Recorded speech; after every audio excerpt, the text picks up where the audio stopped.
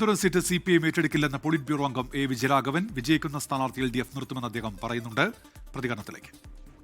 രാഷ്ട്രീയമായി ഇന്നത്തെ തെരഞ്ഞെടുപ്പിൻ്റെ സവിശേഷതകളെ വെച്ചുകൊണ്ട് LDFന് പൊതുവെ ഗുണകരമായിട്ട് എങ്ങനെ നമുക്ക് ഒരു തീരുമാനമെടുക്കാം എന്നത് സംബന്ധിച്ചാണ് ഞങ്ങൾ ചർച്ച ചെയ്തത്. വളരെ സൗഹാർദ്ദപരമായ ചർച്ചയാണ് നടത്തിയിട്ടുള്ളത്. അപ്പോൾ നമ്മൾ LDF അവർ ചില കാര്യങ്ങൾ നമ്മൾ പറഞ്ഞിട്ടുണ്ട്. അവരുടെ അഭിപ്രായങ്ങൾ ഇക്കാര്യത്തിൽ അവർ രേഖപ്പെടുത്തുകയും ചെയ്തിട്ടുണ്ട്. അവർ നേതൃത്വം ഡോക്ടർ പി.സി. ജോസഫ് അവരെല്ലാവരും ഉണ്ടായിരുന്നു. ശ്രീജിത്ത് ശ്രീകുമാരൻ ചേരുന്നുണ്ട്. ശ്രീജിത്ത്, എന്താണ് CPM നിലപാട് സീറ്റിന്റെ കാര്യത്തിൽ?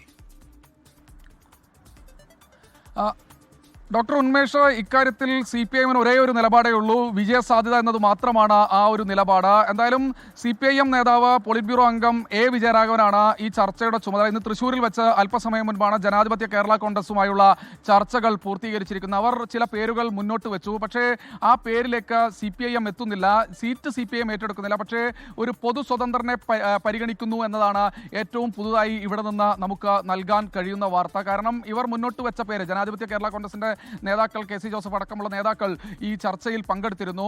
എന്തായാലും തൃശ്ശൂർ വെച്ച് നടന്ന ഈ ചർച്ചയിൽ ഇവർ മുന്നോട്ട് വെച്ച പേര് അംഗീകരിക്കാൻ കഴിയില്ല എന്നൊരു നിലപാടിലേക്ക് പോയിട്ടുണ്ട്. തീർത്തും സൗഹാർദ്ദപരമായിട്ടായിരുന്നു ചർച്ച. ആന്റണി രാജു ആണെങ്കിൽ മറ്റു പേരുകൾ നോക്കേണ്ടതില്ല. പക്ഷേ ആന്റണി രാജുവിന് ഇത്തരത്തിൽ മത്സരിക്കുന്നതിൽ നിന്ന് ബുദ്ധിമുട്ടുണ്ട്, വിലക്കുണ്ട്. കോടതിയുടെ വിധിയുടെ പശ്ചാത്തലത്തിൽ അദ്ദേഹത്തിന് മത്സരിക്കാൻ കഴിയില്ല.